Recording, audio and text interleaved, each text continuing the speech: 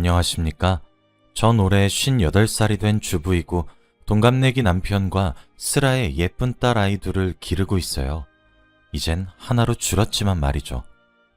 지금으로부터 3년 전 어느 여름날 저희 가족에게 청천벽력과도 같은 소식이 하나 들려오게 되었어요. 아직도 그날이 눈에 선하고 잊혀지지가 않네요. 그날 새벽에 일을 마치고 지친 채로 돌아올 큰딸을 맞이하기 위해 저와 남편은 깜짝 선물까지 준비하고 기다리고 있었습니다. 그런데 전화가 한 통 오더군요. 딸아이로부터 걸려온 전화였습니다. 보통 저희 부부가 그 시간에 잠을 자고 있어 저희 딸은 일부러 전화를 걸지 않거든요. 그래서 그런지 그 전화 벨소리가 제겐 참 불길하게 들려왔었습니다. 부모의 촉은 피할 수 없다고 하더니 전화에서 들려온 것은 바로 저희 집 첫째 딸의 사고 소식이었어요. 우리 딸의 이름을 말하고 보호자가 맞냐며 물어보고는 바로 응급실로 오라고 하더라고요. 위급한 상황이라고 하면서 말이에요. 저희 집 두 딸아이들은 할머니에 대한 애착이 굉장히 강했습니다. 그 이유도 그럴 수밖에 없었던 것이 저와 남편이 둘 다 돈을 벌어야 해서 아이들이 부모 손에 자라지 않고 저희 어머니 손에 자랐거든요. 아이들에겐 외할머니인 셈이죠. 매일 아침 온 가족이 함께 집을 나서서 저희 어머니께 아이들을 맡기고 저희 부부는 각자 일을 하러 갔고 저녁에 아이를 데리고 집을 가거나 종종, 아니 꽤나 자주 어머니께 아이들의 잠자리도 부탁하곤 했습니다. 적어도 일주일에 이틀 정도는 어머니네 집에 재웠던 것 같아요. 그래서 어머니의 집에도 저희 아이들의 옷이며 짐이며 많이 있었습니다. 그래서 그런지 엄마와 아이들 사이에 형성되어야 할 애착관계는 할머니와 아이들 사이에 생겨버렸어요. 그래도 아이들은 저와 저희 어머니 둘 다 너무 사랑해 주었습니다. 순하기도 얼마나 순했는지 할머니랑 헤어져도 할머니 잘 자 하며 저를 따라왔고 제가 미안하다고 오늘 할머니 집에서 잘 수 있겠냐 물으면 엄마 화이팅 사랑해 라고 하며 응원해 주곤 했죠. 그렇게 두 딸 모두 참 잘 자라주었습니다. 때는 첫째 딸이 고등학교를 졸업하는 나이였고 둘째 딸이 중학교를 졸업하는 나이가 되었을 때였어요. 그때까지 저희 어머니가 아이들의 양육을 참 많이 도와주셨습니다. 그때쯤 되었을 때 남편의 일이 잘 풀리면서 저까지 굳이 일을 할 필요가 없어졌고 늦었지만 아이들에게 온 마음을 다하자 싶은 마음에 일을 그만두고 살림을 하기 시작했죠. 그때까지 어머니는 근 20년을 가까이 사시면서 옆에서 많이 도와주셨습니다. 저도 저희 어머니도 젊었던 나이부터 돈을 벌어야 해서 오붓한 시간을 보내본 적이 없었어요. 그래서 늙었지만 그때부터라도 효도나야겠다 다짐했었습니다. 비극은 쥐도 새도 모르게 찾아온다더니 일을 그만두고 반년도 채 되지 않아 어머니는 갑자기 찾아온 급성 심근경색으로 손도 써보지 못하고 그만 돌아가시고 말았어요. 그때 둘째 아이는 집에 없었고 첫째 아이는 늘어지게 잠을 자고 있었죠. 그래서 방에서 갑자기 심장을 부여잡고 쓰러진 줄 몰랐던 겁니다. 첫째 아이는 그 이후로 제정신이 아니었어요. 죄책감에 미친 듯이 시달렸거든요. 사실 저희 부부는 친정이든 시댁이든 어른들이 많이 없으세요. 시어머니랑 시아버지는 남편이 어렸을 적에 일찍 돌아가셔서 친척들의 집을 전전하며 정말 아등바등 살아남았고 저희 아버지는 제가 눈도 못 뜰 신생아 시절에 사고로 일찍 돌아가셨거든요. 저희 어머니께 100번 1000번 감사해도 모자랍니다. 두 딸이 할머니를 그렇게나 따랐습니다. 그래서 그 기억 때문인지 몰라도 딸아이 둘 다 할머니란 존재를 끔찍히 여기고 있고 이 법칙은 낯선 할머니들에게도 적용됩니다. 저희 어머니가 심근경색으로 돌아가셨을 때 아이들은 장례식을 치르면서도 몇 번씩이나 혼절을 했어요. 그 이후 밖으로 놀러갔던 아이들이 갑자기 시들시들해진 나무를 몇 봉지씩이나 사오는 그런 일들이 종종 생기기 시작했죠. 왜 그랬냐 물어보면 할머니랑 비슷한 나이로 보이는데 오늘 날씨가 너무 추웠잖아. 그냥 우리가 이거 다 사드리면 그 할머니가 일찍 들어가실 수 있으니까 라고 큰딸이 대답했고 나도 우리 할머니 생각이 나서 그랬어 라고 작은딸이 대답했죠. 어처구니가 없어서 이거 누가 다 먹어 하다가도 관심을 많이 주지 못했음에도 불구하고 바르고 곧게 선량하게 잘 자라준 것만 같아 뿌듯하기도 했습니다. 구걸하시는 할머니들을 지나치지 못했고 추운 날 지하철에 노숙하는 할머니들을 보면 주머니를 뒤져 잔돈을 박박 긁어 모아주기도 했어요. 어떤 날은 장마철이었는데 큰딸이 나갈 때는 우산을 쓰고 집을 나갔었거든요. 그런데 집으로 돌아올 때는 물에 빠진 생쥐꼴로 집으로 들어온 겁니다. 정말 깜짝 놀라 자초지종을 물으니 빈병을 줍는 할머니가 우비를 쓰면서 줍고 있었는데 우비가 너무 낡아 안으로 비가 들어가는 게 눈으로 보이더랍니다. 그런데 큰딸은 본인 집이 여기서 가깝기도 하니 자신의 우산을 건네주고 집으로 뛰어온 거였어요. 큰딸만 그런 것도 아니었습니다.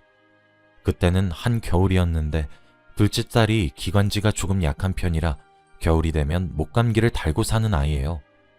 항상 목도리를 두르고 다녀라 잔소리를 해서 아직도 겨울이 되면 목에 손수건을 감거나 목도리를 합니다. 제가 목을 따뜻하게 하라고 잔소리를 정말 많이 했었거든요. 그런데 겨울철만 되면 둘째 딸이 밖에서 목도리를 잃어버리고 왔어요.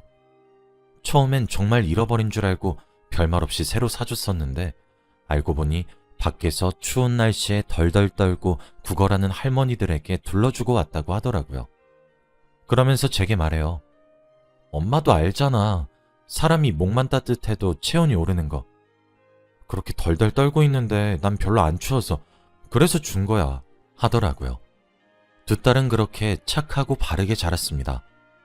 항상 봉사를 했고 어른들에게 친절을 베풀어 동네 사람들에게 칭찬도 많이 받았고 제 자랑들이었습니다. 그리고 그 정도로 제 할머니를 특히나 아껴 썼던 아이들이에요. 특히 둘째보다 첫째가 함께한 시간이 더 길어 더 애틋해하고 있었고 죄책감까지 느껴왔기 때문에 더욱 약합니다. 아마 그날도 그래서였을 겁니다. 큰딸은 자신의 꿈은 구급대원이 되고 싶다고 말을 하던 아이였어요. 아이가 그런 꿈을 가지게 된 이유도 돌아가신 저희 어머니 때문이거든요. 큰딸은 아직도 그날의 죄책감을 많이 가지고 있습니다. 자신이 그날 잠에 들지 않았다면 응급처치를 할 수 있었다면 하는 그런 생각이요.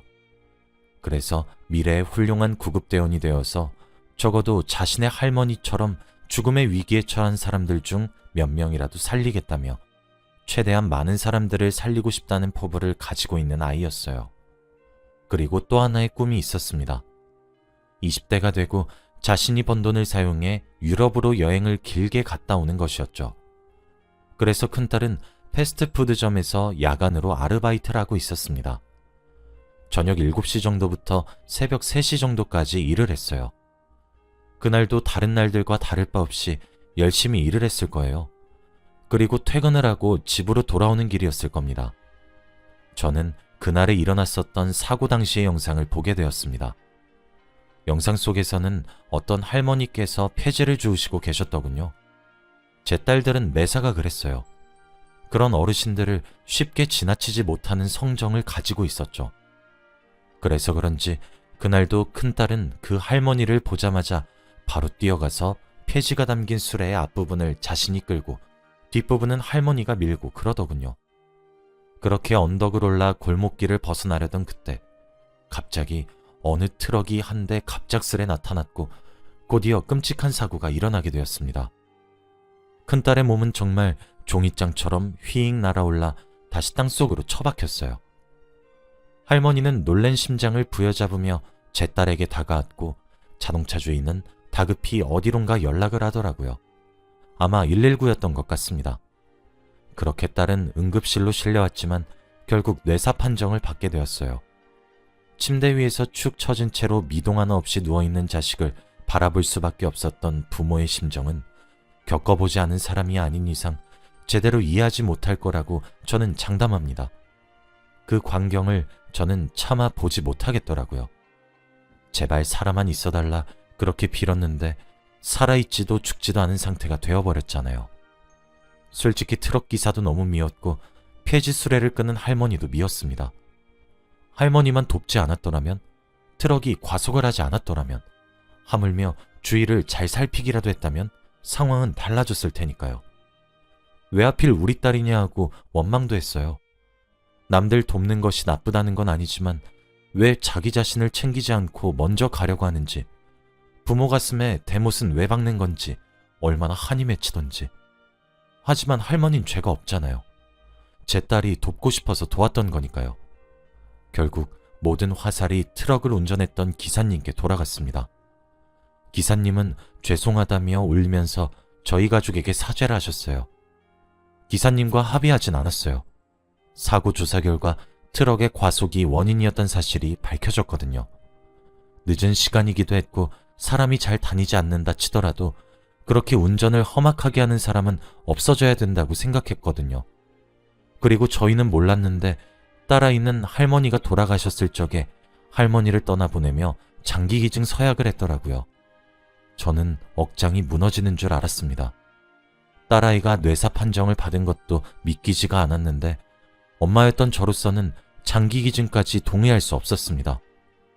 저희 딸아이가 왜 죽어서까지도 남들에게 희생을 해야 하는지, 그리고 장기기증을 하면 정육점에서 고기 다루듯 눈도 꺼내고 장기도 꺼내고 그런다는데 남들에게 배려만 하고 살다 간 딸아이가 왜 죽어서까지 그런 취급을 당해야만 하는지 납득도 되지 않았고 이해하고 싶지도 않았습니다. 그리고 무엇보다 뇌사자라고 해도 숨은 쉬고 살아있잖아요. 장기기증이란 것을 알고 보니 뇌사자가 그 과정을 통해 숨이 끊어지는 거더라고요. 어떻게 엄마 사람이 자기 자식 숨통을 끊으란 말에 동의할 수 있겠나요? 그런데 둘째 딸이 그렇게 울부짖고 있는 제 손을 잡으며 말하더라고요. 언니가 원하는 거였다고, 그게 맞는 거라고요. 제 남편도 저를 안아주며 말을 했습니다. 이러는 게 우리 딸다운 것 아니겠냐고, 딸의 유지를 존중해주자고, 그게 바로 딸이 원하는 거라고 말이에요. 병원에서도 제가 걱정하는 것처럼 딸아이의 몸을 절대 함부로 다루지 않을 것이고 숭고한 배려와 희생으로 생각하겠다 말씀하시더군요. 그렇게 우리 딸은 결국 생전 자신이 했었던 생각대로 장기를 기증하였고 그렇게 총 6명에게 새로운 삶을 선물해주고는 하늘의 별이 되었습니다. 그쯤 되니 하늘이 원망스러워지더라고요. 제가 사랑하는 사람을 죄다 데려가는 기분이 들었거든요. 우리 부모님도 모자라 자식까지 데려가나 싶었습니다. 딸아이의 장례식도 사실 무슨 정신으로 치렀는지 기억이 잘 나지 않아요. 원래 부모의 상을 치르는 것보다 자식의 상을 치르는 것이 더 지옥 같다고 얘기하잖아요. 저와 남편은 상주도 제대로 서지 못했습니다. 장례식 내내 넋이 나가 있었던 것 같아요. 하나 남은 둘째 딸이 모든 것을 정리해야 했습니다. 그 어린 나이에 말이죠. 지금 생각해도 참 미안하네요. 저와 남편은 그 이후로도 한참의 시간 동안 눈물로 나를 지새우고 슬픈 나날들을 보냈습니다. 사실 저희 집에는 새 자전거가 하나 있어요. 꽤 비싼 돈을 주고 구입했죠. 그 자전거를 산 이유는 이젠 볼 수 없는 큰딸을 위해 저희 부부가 돈을 모아 산 선물이었습니다. 큰딸은 매번 알바를 끝나고 돌아오는 길이 골목길이라 무섭기도 하고 하루 종일 서서 일을 하다가 오는 건데 자전거 사주면 자기가 빨리 집에 돌아오지 않겠냐고 하면서 조르고는 했어요. 저희 집 사정이 그리 여유롭지 않아 저희도 생활비를 쪼개 돈을 모아야 했죠. 첫째 딸이 사고를 당했던 그날 저희 부부는 큰딸의 귀가를 기다리고 있었습니다. 잠을 자지 않고 말이에요. 왜냐하면 그날이 바로 저희가 큰딸을 위해 자전거를 새로 장만했던 날이기 때문이거든요. 자전거를 하루라도 빨리 선물해 주었음 사고가 나지 않았을까요? 남편과 저는 자전거가 세워져 있는 베란다를 볼 때마다 눈물 지었습니다. 사실 그때 남겨진 딸아이를 제대로 챙겨주지 못했던 것은 조금 후회가 되네요. 그래도 둘째 딸은 씩씩하게 혼자 이겨내 주었던 것 같아요. 사실 우리보다 대견해요. 나이 터울은 3살 정도가 났지만 쌍둥이처럼 자라왔던 자매였기에 자신의 반쪽을 잃어버린 듯한 느낌이 들었을 텐데 오늘은 저희 딸이 숨을 거둔 지 꼭 3년이 되는 날입니다. 3년의 시간을 보내면서 저도 남편도 그날의 슬픔을 완벽히 잊진 못했지만 이젠 앞으로의 나날을 보내며 살 수 있을 정도로 슬픔을 극복하긴 했어요. 둘째 딸 덕분이기도 합니다. 둘째 딸은 그 이후로 열심히 공부를 하기 시작했어요. 자신의 전공과 다른 곳으로 대학 편입을 하면서 말이죠. 저희 둘째 딸의 직업이 무엇인지 아시나요? 바로 첫째 딸이 되고 싶어 했던 구급대원이 되었습니다. 사실 저희 부부는 둘째 딸도 슬프겠지만 부모만큼 슬프겠나 하는 생각을 가지고 있었어요. 그런데 우리 둘째 딸은 자신만의 방법으로 자신의 언니를 기리고 있더라고요. 둘째 딸이 언니의 꿈이었던 구급대원이 된 이유는 간단했습니다. 자신도 언니의 숭고한 희생정신을 담고 싶고 언니가 못다 이룬 꿈을 자신이 대신 이뤄주고 싶다는 이유뿐이었어요. 둘째 딸의 원래 꿈은 소방관이었거든요. 그래서 첫째와 둘째가 동생인 너는 불을 꺼서 사람을 구해내면 언니인 내가 응급처치도 잘하고 병원으로 재빠르게 이송해서 꼭 살려낼게. 우리 같은 곳에서 근무하면 정말 좋겠다. 우린 정말 내노라는 파트너가 될지도 몰라. 하며 종종 말하곤 했었습니다. 불을 끄는 꿈을 포기한 이유는 저희 때문이었어요. 둘째가 그러더군요. 언니를 잃어버렸을 때 저와 남편이 울부짖고 힘들어했던 모습이 너무 보기가 힘들었다고 말이죠. 그리고 생각했답니다. 소방관 중에서도 구조 분야는 항상 두 사람을 구해야 한대요. 한 사람은 구조를 요청한 사람이고 또 다른 한 사람은 바로 자기 자신이죠. 그리고 제 어머니이자 딸아이의 할머니도 언니도 잃은 저와 남편을 봤을 때 자신도 남들에게 희생하다 죽게 되면 저희 부부를 죽어서도 볼 낯이 없을 것 같았답니다. 자기를 언니처럼 잃게 하고 싶지도 않았다고 해요. 그래서 언니의 꿈이자 사람을 살릴 수 있는 소방관 중에서도 구급대원이 되기로 마음을 먹었다고 합니다. 저희 집 베란다에 3년째 방치되어 있었고 저와 남편의 눈물 버튼인 자전거는 이제 우리 둘째 딸이 교대 근무를 하면서 그 자전거를 타고 다니고 있습니다. 며칠 전 둘째 딸이 그러더라고요. 심정지 환자를 자신의 손으로 심폐소생술을 해서 살려냈다고 말이에요. 돌아가신 할머니가 너무 생각났다고 합니다. 그때 자신이 이걸 배웠으면 달라졌겠지 하며 아쉬움을 표현하고 할머니를 그리워하다가도 자기 손으로 죽었던 심장이 다시 뛰어서 살게 되는 걸 목격했을 때 얼마나 짜릿하고 뿌듯했는지 아냐며 자랑스러워하는 표정을 지으면서 제게 조잘조잘 말을 하는데 참 기특하면서도 만감이 교차하는 기분이 들더라고요. 사실 화재 현장이든 응급 현장이든 둘째 딸이 받게 될 트라우마가 많이 걱정이 되었었는데 둘째 딸아이를 보면 괜찮다는 생각이 들어 마음이 놓이는 것도 있습니다. 큰딸을 잃어버리고 항상 둘째 딸에게 입에 침이 마르도록 말을 했어요. 어딜 가든 네 몸 먼저 챙겨달라고 말이에요. 이기적인 발언이라고 들리실지 모르지만 저는 세상 그 누구보다 남겨진 우리 딸이 제일 소중하거든요. 그럴 때마다 당연하지. 엄마, 나 믿고 있지? 라며 환하게 딸이 웃어주었습니다. 첫째도 둘째도 딸내미 둘 모두 제 손을 많이 타지도 않았는데 누굴 닮아서 어쩜 저리 항상 기특하고 예쁘게 자랄 수 있었던 건지 감동적이더라고요. 그런 딸을 보면서 저도 일상으로 점점 돌아오려고 노력하고 있어요. 아이를 잃은 이후 제 삶은 피폐해질 대로 피폐해졌었는데 남은 아이를 위해서라도 제가 일어서야 될 것 같습니다. 그래서 저희는 다음 달에 이사를 가요. 지금 살고 있는 집엔 우리 큰딸의 흔적이 너무 많이 남아 있어서 제가 슬픔을 극복하지 못하고 있거든요. 물론 큰딸을 잊겠다는 이야기가 아닙니다. 그저 가슴에 묻어두고자 해요. 항상 그리울 것이고 죽을 때까지 우리 딸이 생각나겠지만 말이죠. 제 이야기를 들어주셔서 감사합니다.